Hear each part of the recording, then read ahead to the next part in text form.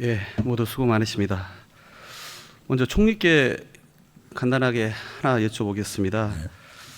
한일 관계가 이제 엄중한 상황인데 일각에서는 소위 일본통이라는 총리께서 이 시기에 예국 순방 가시는 게 적절하냐 이렇게 제기를 하고 있거든요. 이에 대해서 한 말씀 해주시죠. 예, 우선 저라고 무슨 특별한 역량이 있겠습니까? 그리고 뭐 일본통이라고 하는 그런 호칭도 저한테는 과분합니다. 예, 어떤 자리에서 말씀드린 바 있습니다만 제가 만약 일본통이라면 그 통자는 통할 통자가 아니라 아플 통자일 것이다. 이런 설명도 들었습니다. 그럼에도 불구하고 국민의 일각의 우려는 충분히 이해합니다. 청와대하고도 상의했습니다만 그래도 예정대로 순방을 가는 게 옳겠다는 결론을 내렸습니다. 그 이유는 대충 세 가지입니다. 첫째는 지난 수개월 동안 약속하고 준비했던 방문 국가들과의 신뢰가 중요하다고 판단했고요. 제가 방문하는 4개국 중에 어떤 한 나라와는 320억 불의 수주가 걸려 있습니다. 네, 그걸 뭐 제가 간다고 다 해결되는 건 아니겠습니다만 중요하게 생각했습니다. 두 번째는 가까운 시일 내에 일본에 대해서 우리가 해야 할 일에 대한 기초적인 협의는 정부 내에서 대충 마무리가 되어 있습니다. 저도 참여를 했고요. 그리고 제가 순방을 가더라도 긴급한 일이 있으면 상의가 될 것입니다. 그리고 세 번째는 일본의 현실이 7월 21일 참의원 선거까지는 한일 간의 깊숙한 논의가 이루어지기가 어렵게 돼 있습니다. 그런데 제 귀국 날짜가 선거 다음 날 7월 22일 아침 8시 25분입니다. 그래서 그때 들어와도 차질은 크게 없겠다 이런 판단을 했습니다.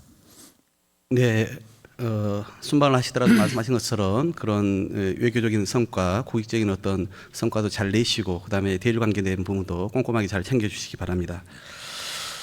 오전에도 많은 얘기가 있었습니다만은 경기가 우리나라뿐만 아니라 이제 글로벌적 상황 아닙니까? 그래서 총리께 계속 여쭤보겠습니다. 지금 전반적으로 이제 경제 성장률을 세계 경제 기구가 하향 조정을 하고 있지 않습니까? 네. 이제 표에 나와 있을 텐데 이제 세계 성장률을 지금 3.7에서 3.3으로 0.4포인트 낮췄고요. 미국 같은 경우도 0.2%, 그리고 영국은 0.3, 독일의 경우는 1.9에서 0.8로 0.8%나 전망치를 낮췄습니다. 이제 우리는 추경이 전제되면 뭐 2.6으로 IMF는 얘기했습니다만 OECD 경우는 0.4%를 낮춰서 전망치를 조정했습니다. 이제 이런 상황이기 때문에 비단 우리나라만의 문제가 아니다. 그동안 어떤 수출 의존도가 높은 우리나라가 그런 부분에 큰 영향을 받고 있는 것은 사실인데 전 세계적인 그런 둔화 현상이 지속되고 있다 이렇게 봐야 되겠죠. 네. 그런 상황에서 이제 G20을 중심으로 하는 여러 국제기구와 또 전문가들이 이런 글로벌 경기 침체에 대응하려면 확장적 재정 정책이 기묘하다 이렇게 이야기를 하고 있습니다. 그 공감대는 이미 형성되어 있습니다. G20 공동선언문을 통해서 3월에 또 재무장관 중앙은행 총재 회의를 통해서 4월에 IMF 총재가 이런 이야기를 계속 반복을 하고 있습니다. 그러니까 세계적인 기조다 이렇게 해도 무방할 것입니다. 우리만 균형 재정을 강조해서 뒤늦게 대처한다면 어떤 영향이 있을까요? 네, 우선은 우리의 경제가 더욱더 위축이 될 거고요. 그리고 성장 잠재력이 더욱더 잠식이 돼서 향후의 경제 성장마저도 떨어뜨리는 그런 일이 있을 거고요. 이렇게 경제가 어려울수록 고통을 당하는 쪽은 소상공인, 중소기업 그리고 저소득 계층을 포함한 취약계층일 텐데요. 그분들의 고통이 커진다는 것은 복지 수요를 늘린다는 뜻이 되고요. 결국은 이번에 재정이 제 역할을 못하면 나중에 돈을 더 써야 되는 그런 상황이 됩니다. 그래서 제때에 재정을 투입하고 할 일을 하는 것이 훗날을 위해서도 좋다 이렇게 생각합니다. 네, 맞습니다. 그 과거 우리나라도 경제가 위기나 또는 그 심각한 침체에 접했을 때마다 재정을 적극적으로 활용을 해오면서 위기를 돌파했습니다. 외환위기 때 국가 채무 비율 3.9%포인트 늘어났습니다. 또 금융 위기 때 3.2%포인트 늘어난 바도 있고요. 그러니까 재정을 풀어서 위기를 극복했다는 것이죠. 이번 추경의 경우도 당초 예산안 전망과 유사한 수준입니다. 그러니까 올해 예산 안에 국가 채무 비율 39.4%인데 추경이 더해지면 39.5%가 되는 겁니다. 그러니까 전년 대비를 해도 한 1.3%포인트 늘어나는 수준입니다. 이렇게 추경이 반영됐을 때 경제 성장률이나 또는 우리 경제 회복에 어느 정도의 효과가 있을 거라고 보십니까? 네, 제때 집행을 한다는 전제하에서요. 0.1%포인트 정도 지킬 수 있을 것이다. 이렇게 생각합니다. 보통 한국은행이 1조 원 정도의 그 재정 집행이 되면 1년간 한 0.01%포인트 성장 효과가 있다. 이렇게 보통 보는 게 맞겠죠. 네. 부총리님, 근본 이제 추경 편성과 같은 그런 확장적 재정 정책에 대해서 이게 국가 부도 운운하면서 재정 파탄을 얘기하는 목소리도 한쪽에서 나오고 있습니다. 국제적으로 비교를 했을 때 우리나라 부채 비율이 OECD의 평균 절반 이하라는 것은 잘 알고 계시죠? 네. 저기 나와 있는 것처럼 미국이나 일본보다 현저하게 낮은 수준입니다. 이런 수치를 고려해서 IMF와 같은 그런 국제기구가 재정 여력이 대한민국은 상당히 좋다. 7개 나라를 꼽았습니다. 호주, 독일, 스웨덴 같은. 그래서 재정 여력을 감안했을 때 한국 경제의 성장률 목표 달성을 위해서 추가적인 재정 보강이 필요하다. 이렇게 공고한 거 아니겠습니까? 예, 그렇습니다. 그래서 제가 이제 이 정부의 그 일반 정부의 부채를 GDP와 대비해서 봤습니다.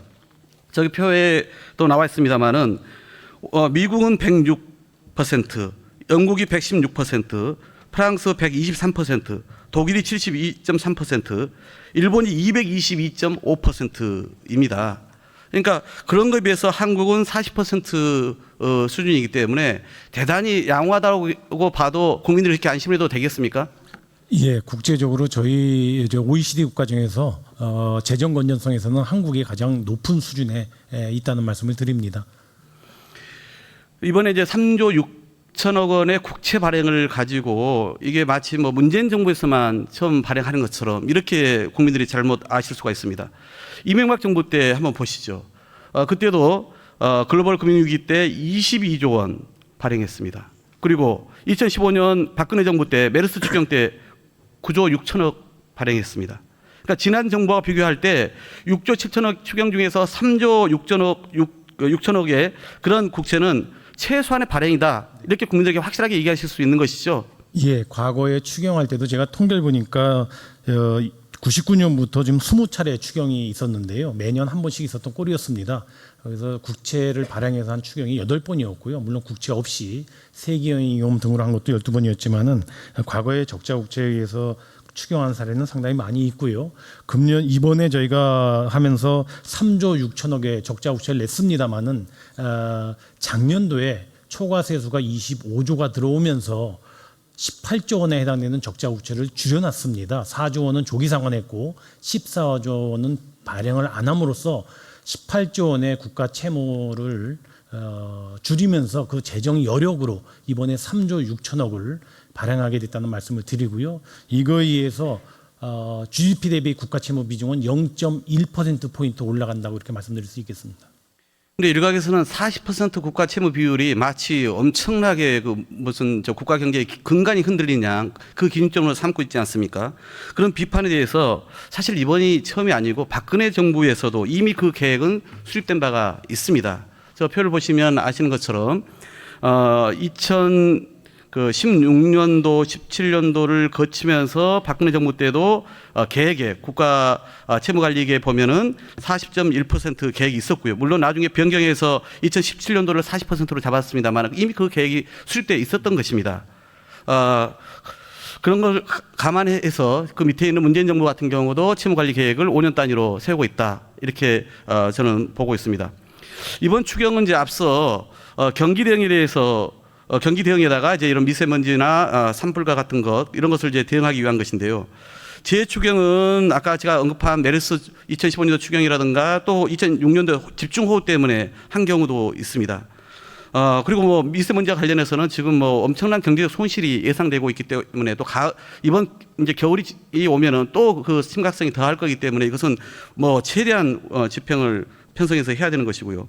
근데 법적 근거의 문제를 가지고도 늘 얘기를 하는데 이건 저는 이제는 더 이상 논쟁의 여지가 없다 생각합니다.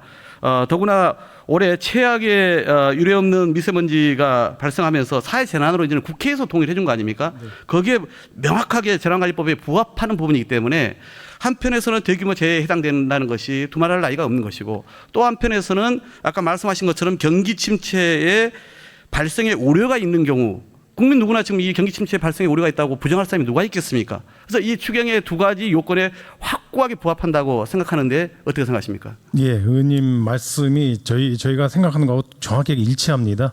미세먼지는 국회에서도 사회 재난으로 인정을 하셔가지고 두말의 여지가 없고요.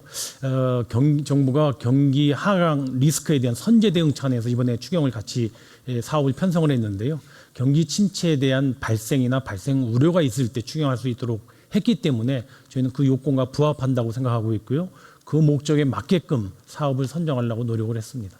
네, 총리님, 문재인 정부가 이제 소득주도 성장을 3대 성장 경제 정책의 하나로 좀 삼아오지 않았습니까? 예. 그래서 가계 소득을 증대하고 지출 비용을 절감하고 경감하고 그다음에 사회 안전망, 복지 정책을 이제 강화한다. 이 이제 세 가지 내용이었는데요. 그 가계 소득 증가의 이제 그 중요한 정책 중에 하나가 최저임금 인상 아니었습니까? 예. 오늘 그 내년도 최저임금을 8,590원, 2.9% 증가하는 것으로 인상하는 것으로 이렇게 결정이 난 거 보셨죠? 네. 내년도 이 8,590원으로 결정한 것을 어떻게 보십니까? 예, 우선은 참 오랜만에 최저임금위원회에서 노사 양측이 모두 참여한 가운데 표결로 결정을 내렸다는 것이 참 저희들로서는 다행으로 생각합니다. 어느 쪽도 이렇게 퇴장하지 않고 모두 표결에 참여해서 내린 결론이기 때문에요. 그리고 최저임금위원회가 노동자들의 안정적인 삶 그리고 경제 사정 그리고 최저임금을 지불해야 될 기업주들의 부담 능력 등등을 골고루 감안해서 결론을 내려주신 것으로 압니다. 예, 2008년 금융위기 이후에 역대 세 번째 낮은 네. 인상률이어서 노동계는 여러 가지로 아쉽긴 하겠지만 네. 향후 1만 원 그 시대라고 하는 그 어떤 대선 목표, 대선 공약은 반드시 지켜나가기 위해서 노력을 하되 그러나 이런 경기 침체기에 부득이한 한시적인 그런 결정이라고 이해를 하면 되겠습니까? 네, 그 2020년 1만 원 달성은 어렵겠다는 것을 대통령께서 일찍이 고백을 국민께 드렸고요. 그때 사과도 드린 바가 있습니다. 사실은 그 시점부터 속도 조절은 시작된 것이지요. 그런데 이번에 노동자들 입장에서는 아쉬움이 크시겠지만 그래도 표결에 참여하시고 이런 결론을 내려주신 것에 대해서는 감사를 드립니다. 이런 방법이 아니더라도 노동자들의 생활의 개선을 위해서는 정부가 다른 방법으로도 꾸준히 노력하겠습니다. 이 최저임금을 가지고 기승전 최저임금 이렇게 보수 언론이나 일부 정치권에서 계속 그 부분을 지적을 해왔는데 고용 참사와 물가 폭등의 만악의 그 주범인 양 원인 양 이렇게 얘기를 해왔습니다. 우리나라 최저임금 수준이 높은가요? 네, 그렇게 통계만 놓고 보면 그런 편은 아니고요. 이른바 중위임금 대비 얼마냐 또는 평균임금 대비 얼마냐 모두 OECD 회원국 가운데서 우리가 중간쯤 됩니다. 최저임금의 수준이 우려하는 것만큼 매우 높은 수준은 아니고요. 그리고 최저임금이 지난 2년 동안 급격하게 인상된 것은 사실이지만 모든 것이 그것 때문이라고 한다면 최저임금의 급격한 인상이 있기 전에는 매우 좋았는가 하는 반문도 가능하지요. 그러나 이번에 최저임금위원회가 그렇게 어려운 결정을 해주셨기 때문에 거기에 맞게 경제 운영을 해가야 되겠다 이렇게 생각합니다. 그렇습니다. 그 1분기 이제 가계 동향 조사에서 보니까 소득 하위 20% 소득이 전년 동기 대비 2.5% 감소한 걸 가지고 최저임금 인상 때문에 모든 게 그런 것처럼 몰아가는 것은 저는 온당치 않다고 생각을 합니다. 그 원인을 혹시 좀 생각해 보셨습니까?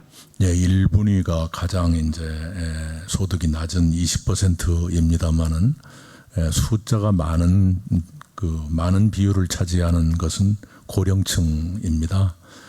특히 58년 개띠라고 흔히 말하는 분들이 이제 직장을 그만두시는 그 시기에 들어가 있어서 그분들이 갑자기 그 직장에서부터 이렇게 밀려나시게 되는 그런 상태가 돼 있고, 물론 그 중에는 그 국내 경제의 위축에 따른 실업자, 특히 제조업과 30, 40대 남성, 30, 40대 남녀 모두입니다만은 그분들의 실업이 늘어난 것이 작용이 있겠지만 그분들이 모두 1분위로 간 것 같지는 않고요.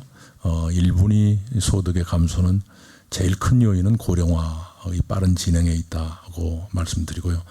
그러나 그 다음 통계, 최근 통계를 보면 1분위의 소득 감소폭이 둔화돼서 덜 줄었고요. 또 5분위 가장 소득이 높은 쪽도 조금 낮아지고 가운데 2, 3, 4분위 소득이 늘어서 전체 배분 비율은 약간 개선된 것으로 이렇게 나타나고 있습니다. 네, 말씀처럼 이제 베이비 부머 그 세대가 노동시장에서 은퇴하면서 발생한 게 가장 큰 원인으로 보고 있고요. 2016년부터 이 소득 하위 1분기 소득은 낮아지고 있었습니다. 그 전부터. 그리고 평균 68세를 넘는 근로자 외에 가구의 소득이 줄어든 거고, 평균 53.7세 이상의 그 근로자 가구 같은 경우는 오히려 8만 원이 증가를 했더라고요. 네. 그래서 복지 확대나 노인 일자리 확대 같은 것을 통해서 해결해야지 최저임금 인상 문제로 이것을 다 몰아가는 것은 맞지가 않다, 이 말씀을 드리는 겁니다. 네. 그리고 이제 이런 그 소득주도 성장 관련해서 이제 그런 이제 소득을 증가시키는 것과 함께 지출 경감 정책이 있었는데요. 주거, 교육, 교통, 의료, 통신비 등 생계비를 줄여나가겠다. 의료비 같은 경우는 구체적인 성과가 나타났습니다. 네. 문재인 케어 시행 이전에 건강보험성 보장이 60% 초반이었는데 문재인 케어 시행으로 68.39병원이 68.8%까지 높아졌고 종합병원도 65.3%까지 높아져서 2년 동안 국민 의료비 부담이 2조 2천억 가량 경감했습니다. 주거비도 공적임대주택 100만 원 공급이 차질 없이 진행되고 있고요. 교육비도 고교 무상교육이 추진되고 있고 무상급식도 지금 단계적으로 진행이 되고 있습니다. 그리고 가계통신비 같은 경우도 전년 대비 2.7% 감소를 했습니다. 제가 이 말씀을 드리는 것은 소득주도 성장과 관련해서 정부가 이게 경제가 심리이기도 하지 않습니까? 너무 여기에 위축될 필요가 없다는 말씀을 제가 좀 드리기 위해서 말씀을 드렸습니다.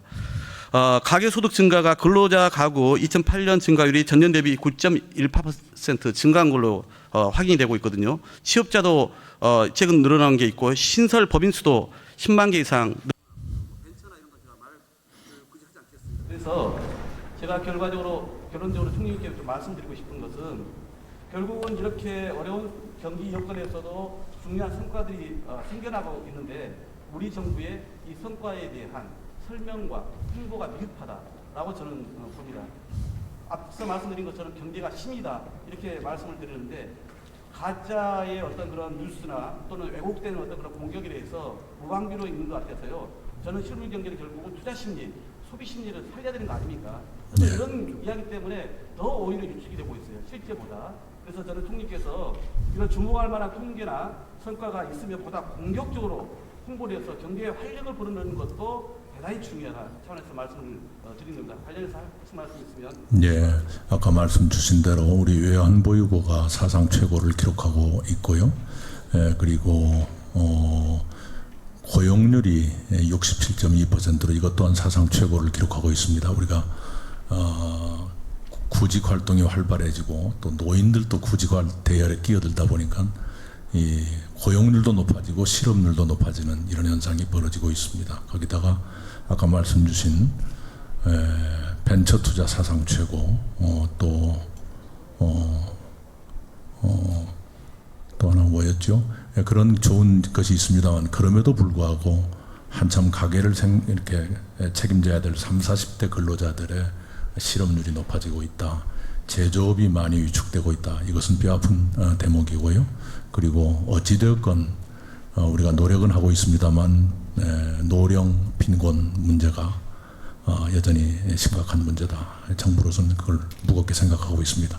몇 가지 거시 지표는 분명히 좋게 나타나고 있고 오죽했으면 IMF도 한국 같은 나라가 재정이 많이 일을 해야 될 것 아니냐 충고할 정도니까요. 그러나 국민 개개인의 고통이 그것 때문에 정당화될 수는 없다고 생각합니다. 양쪽을 다 보면서 열심히 하겠습니다.